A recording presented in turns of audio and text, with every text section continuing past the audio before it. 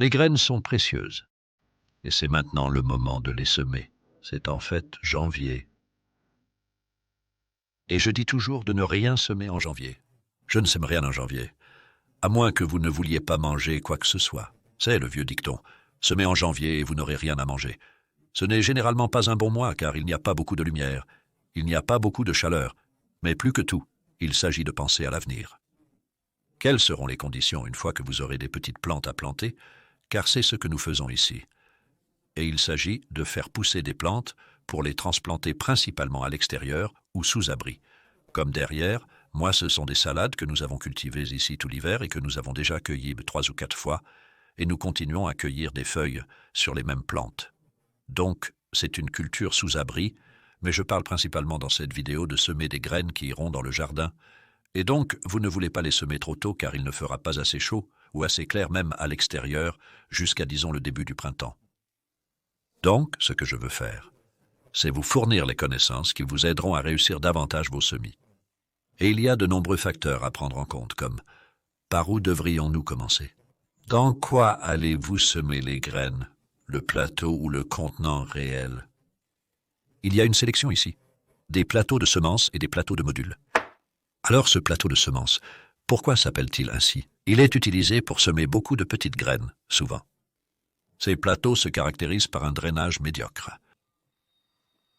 En voici un autre, vieux et sale. Et je suis très content d'ailleurs d'utiliser de vieux plateaux, ils fonctionnent vraiment bien. Vous n'avez pas à les laver ou à les stériliser entre chaque utilisation, donc je vous épargne une tâche. Mais vous voulez toujours un certain drainage, donc au moins quelques trous c'est mieux qu'un comme celui-ci. Vous n'avez pas envie d'un plateau comme celui-ci pour semer des graines parce que vous allez arroser et ensuite l'eau va juste stagner au fond, elle ne peut pas s'échapper. Et vos graines vont pourrir. Le drainage est vraiment important pour une germination réussie et la croissance des graines, et j'ai constaté que j'obtenais de meilleurs résultats en semant dans un plateau à modules qu'en semant dans un plateau à graines, parce que voyez-vous les trous là, ils sont assez importants en taille, donc il y a plus de chances que l'eau s'écoule. Il y aura plus d'air dans le mélange. L'air est aussi important que l'humidité. Il existe aussi des plateaux modulaires plus grands, que je vais décrire en indiquant dans quelle situation ou pour quelles graines utiliser des plateaux plus grands ou des plateaux avec de plus grandes cellules, des plateaux avec de plus petites cellules, mais plus de cellules par plateau ou des plateaux à graines. Donc ce sont quelques options. Ensuite, nous avons à considérer, en fait maintenant il y a juste, je devrais mentionner ces deux autres choses ici, faites maison, donc plutôt que d'acheter un plateau à modules, vous pouvez fabriquer le vôtre en utilisant un carton d'œuf. C'est ce que c'est des pièces que j'ai cousues juste pour voir. C'est juste pour un essai, je n'envisageais pas de mettre ces plantes en terre. Ou je pourrais le faire ici, c'est encore tôt pour la culture en extérieur, mais vous pouvez voir que ça a bien fonctionné. Et j'expliquerai aussi un peu sur le semis multiple, donc j'ai mis 2 graines, des morceaux sûrs, dans chaque cellule de carton là. Et ici j'ai fait des petits pots en papier journal roulés, ce qui n'était pas idéal, ce n'est pas une chose facile à gérer, à cause de la façon dont vous les remplissez pour y entrer sans avoir du compost partout. Ce qui en fait n'a pas d'importance, mais ensuite, vous arrivez à un point où vous voulez les sortir. Nous le ferons dans 1 minute et jetterons un coup d'œil, mais oui. Ce n'est pas aussi facile que d'avoir un plateau à module où vous pouvez le faire sortir par le bas. C'est l'idée de la cellule de module. Et ensuite, vous pouvez voir les petites racines en bas, ce qui est bien. Elles pourraient rester là pendant un certain temps encore, ou elles pourraient être plantées à ce stade. Vous avez de nombreuses options. Ce dont il s'agit ici, c'est de faire germer les graines dans les meilleures conditions afin que la graine germe et réussisse sa germination, ce qui est souvent plus difficile que de faire pousser un semis. Les graines nécessitent plus de chaleur pour germer que pour se développer en jeunes pousses. C'est donc souvent là que peut se poser un problème, surtout au printemps lorsqu'on sème directement les graines dans le sol. Le sol est encore très froid, alors qu'on peut souvent mettre un plant dans le sol à la même température et celui-ci poussera. Et si vous semez directement, vous risquez de perdre vos graines. C'est le problème. Donc en le faisant de cette manière, vous pouvez avoir près de 100% de réussite à partir de ce que vous semez, tant que la graine était bonne en premier lieu. Et c'est en fait quelque chose qui est plus difficile à déduire parce que comment savez-vous que la graine que vous avez achetée est une bonne graine fraîche? Est-ce indiqué quelque part? Et sur le paquet, il est effectivement indiqué année d'emballage terminée. Du moins au Royaume-Uni, c'est ce que la loi dit qu'il doit être indiqué. Il vous indique essentiellement quand il a été mis dans le paquet. Il ne donne pas vraiment l'âge de la graine. Le taux de germination minimum est souvent mesuré en laboratoire dans des conditions parfaites, rarement atteignables en réalité. Même dans une serre. Alors nous devrons simplement faire de notre mieux. Mais globalement, apporter de la chaleur est essentiel.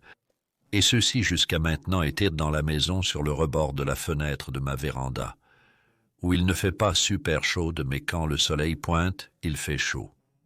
La nuit, il fait peut-être 12-14 degrés dans les 50 degrés Fahrenheit. Alors qu'ici dans la serre, ça devrait se réchauffer. Actuellement, la température ici est d'environ 12 degrés Celsius. La nuit dernière, elle est descendue en dessous de moins 2 degrés Celsius. Nous avons eu du gel. Donc, même dans les structures fermées, il peut faire froid la nuit et c'est un problème avec la germination des graines.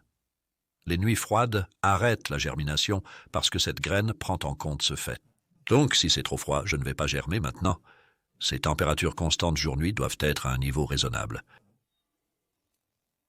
Les pois que j'ai semés il y a environ 10 jours ont germé grâce à la chaleur nocturne. Ils peuvent rester ici, mais risquent de geler la nuit. Ce sera bien, je ne dis pas que je le veux, mais ça ne les tuera pas. C'est la différence. Cela aurait empêché leur germination, mais pas leur croissance. Cela ralentira leur croissance. Pratiquement toutes les graines que je vais vous montrer sont des graines que j'ai moi-même conservées. Et cela se rattache à ce que je disais sur l'âge des graines. Quand vous les conservez vous-même, vous savez quel âge elles ont et elles ne sont pas toutes fraîches. Comme ces pois, par exemple. C'était il y a 3 ans. 2018, parce que vous savez, en réalité, c'était il y a 4 ans. J'ai conservé ces graines. 2018 était une bonne année avec des graines de qualité que je conserve simplement dans une pièce de la maison. J'obtiens un bon résultat.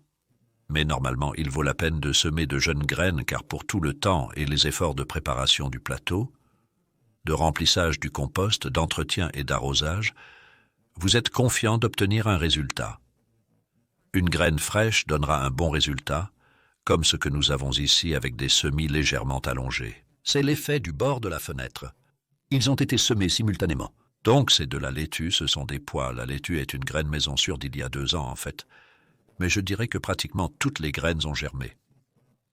Je trouve généralement qu'avec les graines maison sûre, le taux de germination est très bon. Et c'était en utilisant l'autre extrémité de la boîte à œufs, donc la partie de la partition, avait les pois et le couvercle supérieur ouvert. Je l'ai juste rempli de compost et dispersé des graines de laitue dessus avec pas grand-chose dessus. Ne couvrez pas trop vos graines. C'est un point clé à retenir. Ne les enterrez pas trop profondément. Et cela me mène au type de compost à utiliser car dans le compost dans lequel j'ai semé ceux-ci, vous pouvez voir pas mal de cette substance blanche et floconneuse. Et cela s'appelle de la vermiculite qui est une roche expansée et elle est très légère et draine librement.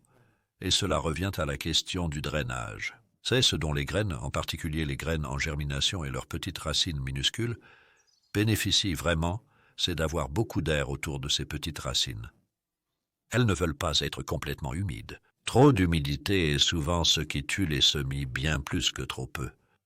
Alors soyez prudents avec l'arrosage. N'arrosez pas trop. En fait, c'est un bon exemple car je n'ai pas arrosé ce plateau depuis que j'ai semé ces graines. Alors ce que j'ai fait lors de la semence, c'est de l'humidifier vraiment.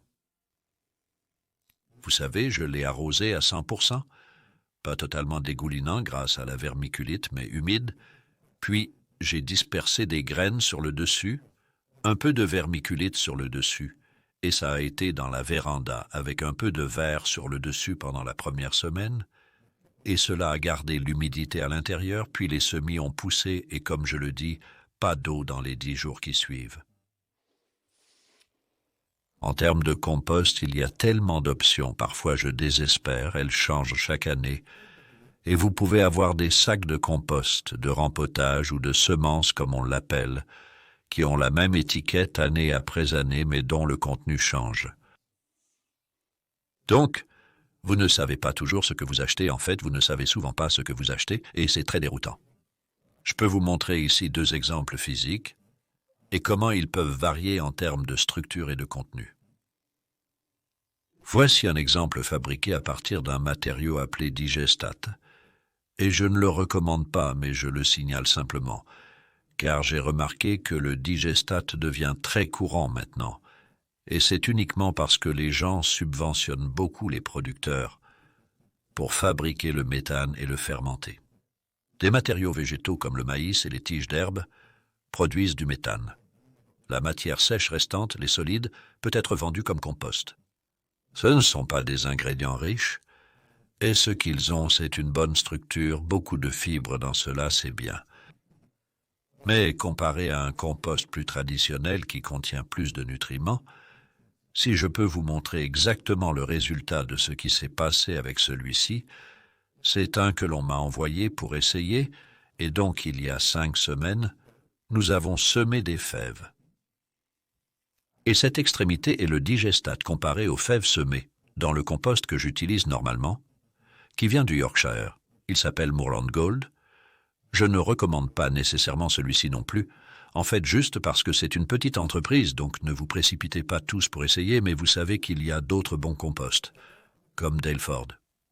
Mais ce que je voulais vraiment vous montrer ici, c'est juste cette différence. Et si le seul compost que vous aviez utilisé pour vos semis était celui-ci, le résultat aurait été décevant, sachant que cela peut vraiment vous compromettre après avoir dépensé beaucoup en graines. Je ne dis pas que ceux-ci ne vont pas pousser, mais un bon nombre d'entre eux ne vont pas atteindre leur plein potentiel. Un comme ça pourrait tout juste y arriver, je pense. Un comme celui-ci, je ne sais pas. Faites de votre mieux, c'est tout ce que je peux dire. Il y a une autre option pour ceux d'entre vous qui sont assez organisés d'autres façons. Ici, ce compost vient de mes propres tas. Vous pouvez utiliser votre propre compost si vous le faites assez bien. Si vous tamisez cela à travers un tamis de 4 mm, vous verrez que c'est assez fin. Le compost a été bien tamisé et est assez sec grâce au toit au-dessus de la base de compost. Il faut donc considérer tous ces divers facteurs. Obtenir du compost de jardin à utiliser n'est pas aussi simple. Vous devez anticiper et y travailler. C'est aussi parce que nous envisageons de mettre du compost dans les petits compartiments des cellules d'un plateau de modules. Ça ne peut donc pas être de gros grumeaux. Il doit être raisonnablement fin mais fibreux. C'est la partie où le digestate est en bonne santé et fibreux. Donc, ce que j'ai fait récemment avec les semis, c'est que j'ai mélangé les deux, le Moorland Gold, qui est assez noir, et contient pas mal de compost de déchets verts, et les fibres du digestate. Et pour le moment, je suis juste en train de voir. J'essaie toujours différents mélanges, combinaisons, et c'est ce que j'utiliserai lorsque je remplirai les plateaux. Nous cherchons donc à obtenir un beau transplant robuste. Mais pour y arriver, on commence souvent par un plateau de semis plutôt que de semer dans un plateau à modules. Pourquoi? Pourquoi pas directement dans des modules? Eh bien, parce que certaines graines sont si petites que vous pouvez à peine les tenir, à peine les voir, encore moins les tenir, et donc il n'est physiquement pas possible de semer un certain nombre de graines dans des cellules de modules. Et aussi, il y a certaines graines et plantules qui aiment vraiment ce genre de compost qui n'est pas riche. En général, j'utilise le même compost pour toutes mes semences. La seule différence que je fais est d'ajouter un peu de vermiculite.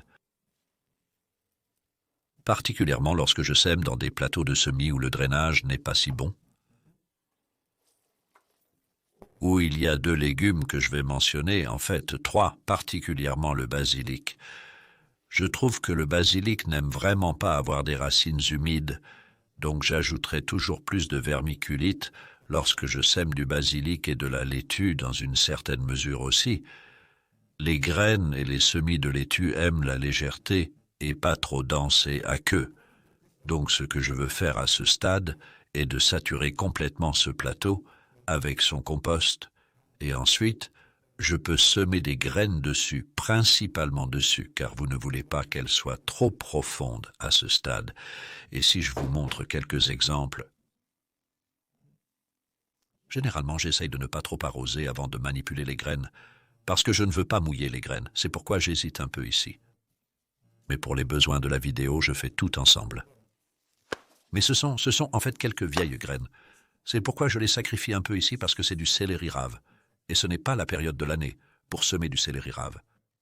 Le meilleur moment de l'année pour les semer est au milieu de mars. Semis pour le céleri, premier semis. Vous trouverez ces dates dans mon calendrier. Nous offrons aussi une chronologie à afficher sur un mur. Les dates sont disponibles sur mon site web. Ce sont des graines de céleri. Et je suis assez sûr que vous pouvez à peine les voir. Et il serait très difficile de les ramasser individuellement. Je travaille avec de minuscules graines à peine visibles. Peut-être qu'il n'y en a que quelques-unes. Je vais simplement les saupoudrer sur le dessus du compost là.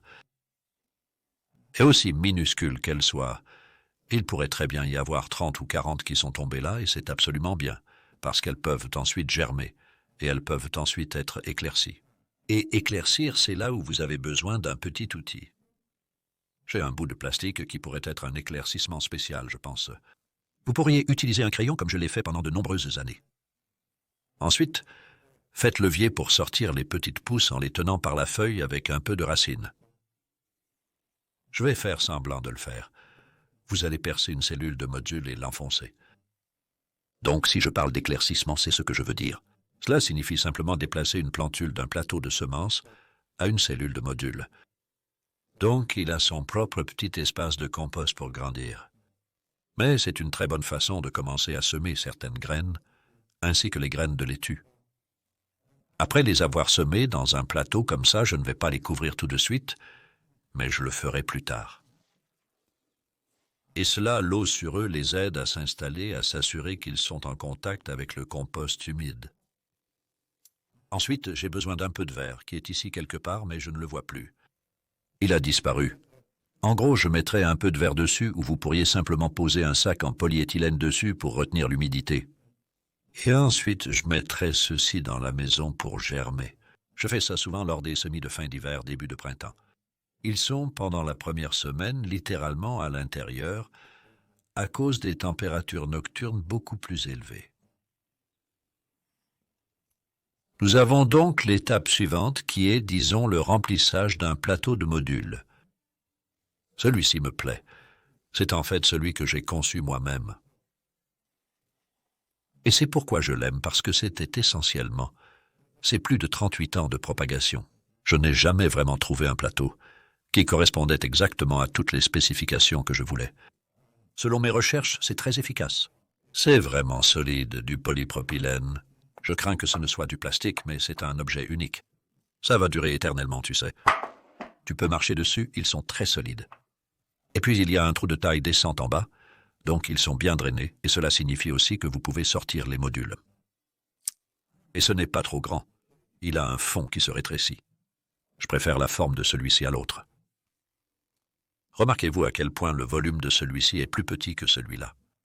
Et en fait, pour beaucoup de semis, vous obtenez un meilleur résultat en leur donnant moins de compost. Ne supposez pas que mettre une graine ou un semis dans un grand pot va automatiquement faire une grande plante parce qu'elle a beaucoup de croissance à faire avant de pouvoir utiliser cette étendue de compost.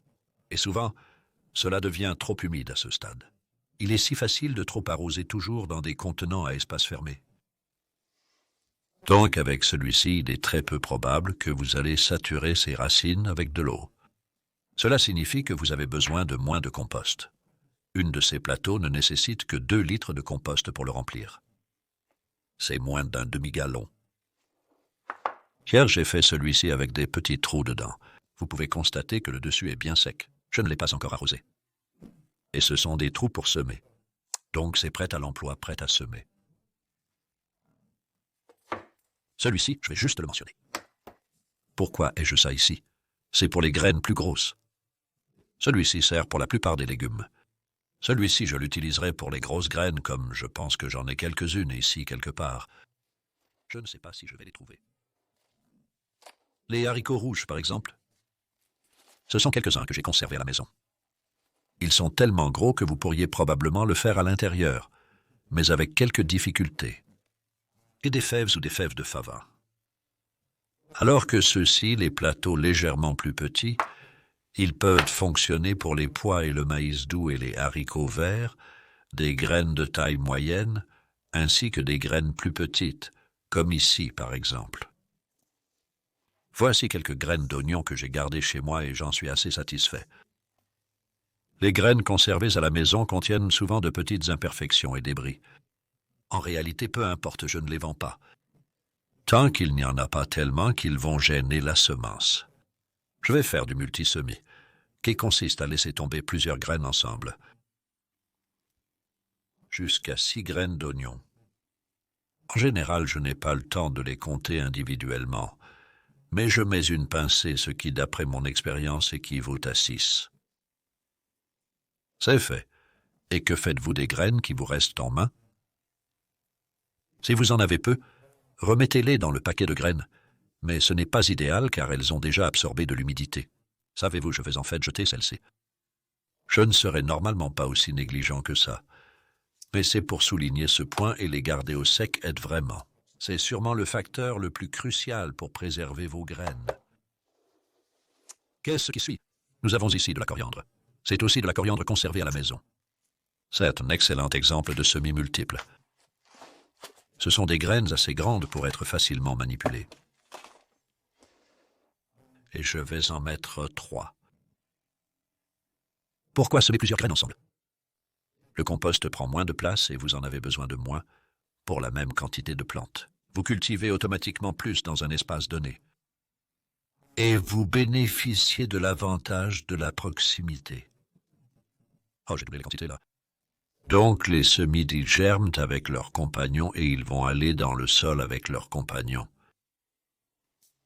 C'est une sorte de plantation en compagnie, si vous voulez. Et tout ce que je peux dire d'après mon expérience, c'est que ça fonctionne vraiment bien. D'accord, les pois, c'est quelque chose de différent, très visible.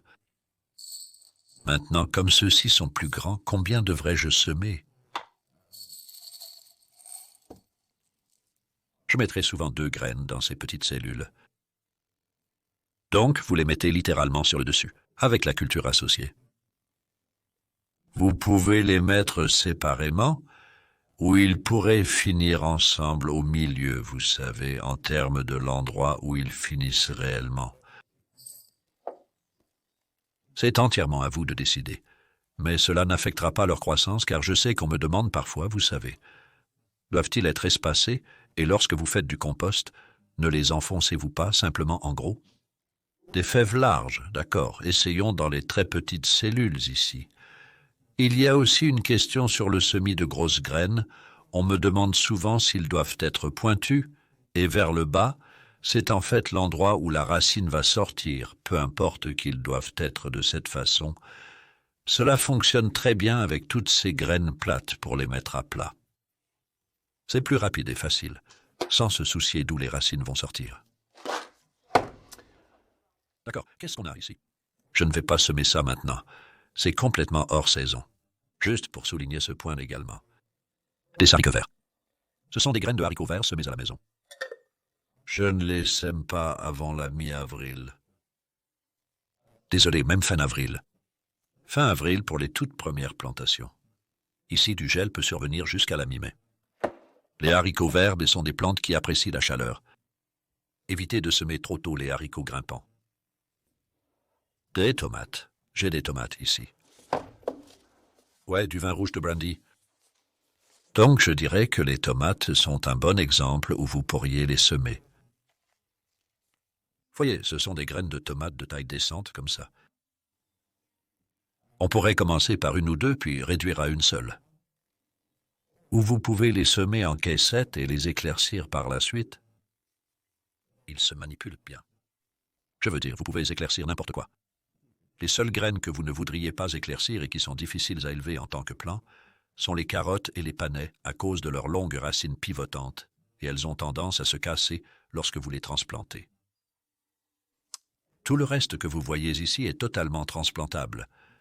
Et le supplément, et je ne pense pas que ce soit énorme, mais le travail supplémentaire impliqué dans l'élevage des plants, vous le récupérez facilement en termes de qualité de ce que vous avez là-bas. Vous obtenez un lit complet, c'est tout beau et uniforme et utilisation maximale de l'espace et croissance maximale des graines. Ce sont des laitues faites maison. Que je ne vais pas semer là. Mais vous pourriez, en fait, si, je voulais semer de la laitue ici, je ferais 2 idéalement. Souvent 3. C'est difficile de compter, surtout quand c'est fait maison avec les morceaux de débris là-dedans. Généralement, personnellement, de toute façon, je veux cultiver une laitue dans une station, dans un espace, et donc, pour amincir, vous pouvez semer plus de graines que nécessaire et éclaircir pour garder les plus fortes. Cela fonctionne avec la blette, par exemple, si vous souhaitez une seule graine par emplacement. Les épinards, en fait, on pourrait les faire après car c'est assez similaire. Avec les épinards, c'est une plante qui a en réalité deux plantes. Et cela, dans un monde idéal, surtout pour les épinards, cela aurait été dans le sol en octobre dernier. Cela, ça a été là tout l'hiver, en fait. C'est un témoignage de la qualité de ce compost. Les plantes sont encore assez vertes. Elles n'ont pas été nourries ou quoi que ce soit. Tu peux toujours planter ceci, tu sais. Et en tant que deux plantes, cela fera une belle touffe où tu peux cueillir pas mal de feuilles de taille moyenne. Ou si tu enlèves celui-là et que tu le plantes seul, alors tu auras une plus grande plante produisant de plus grandes feuilles. Il serait difficile de les diviser maintenant, mais tu peux tenter.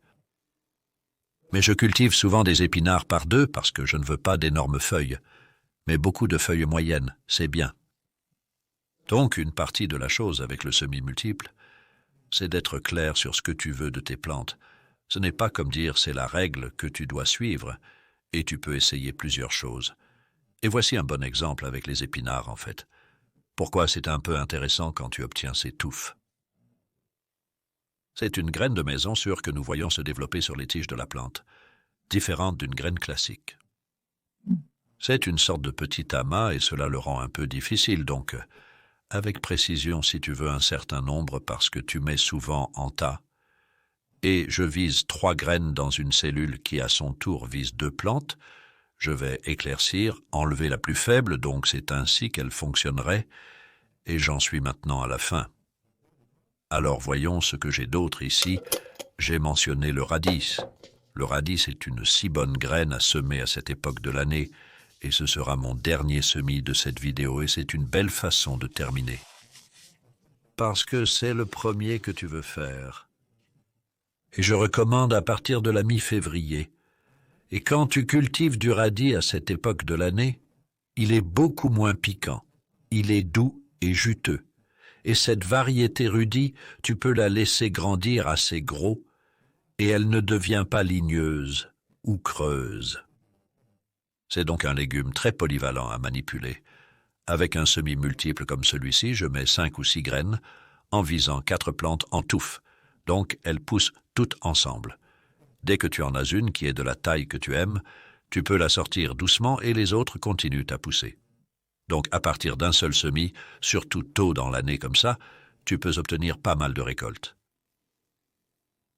Et voilà, donc juste en termes de couverture de ces graines, le vieux dicton est de couvrir la graine avec autant de compost que la graine est épaisse, donc avec une fève, ce serait assez.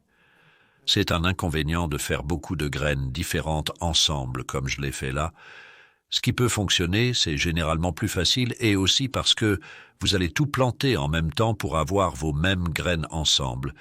Et pour cette raison en partie, nous avons sorti des versions plus petites de ce plateau, donc c'est un de 60 et il sera disponible en 30 et 15. Au Royaume-Uni, cela sera disponible à partir de février et aux États-Unis à partir de mars. Nous avons désormais un distributeur aux États-Unis, lien en description. Nous avons aussi un distributeur en Europe pour ces plateaux. Je vais terminer en couvrant le compost pour vous le montrer.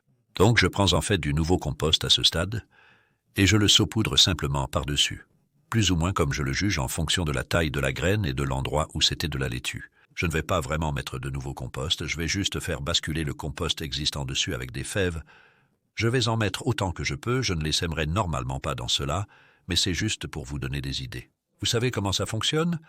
Quels sont les principes de semis de graines ? C'est de cela qu'il s'agit. Afin que vous compreniez comment vous pouvez tirer le meilleur parti de vos précieuses graines et comment prendre soin des semis un peu. Mais il s'agit plus de les semer dans les bonnes conditions, au bon moment.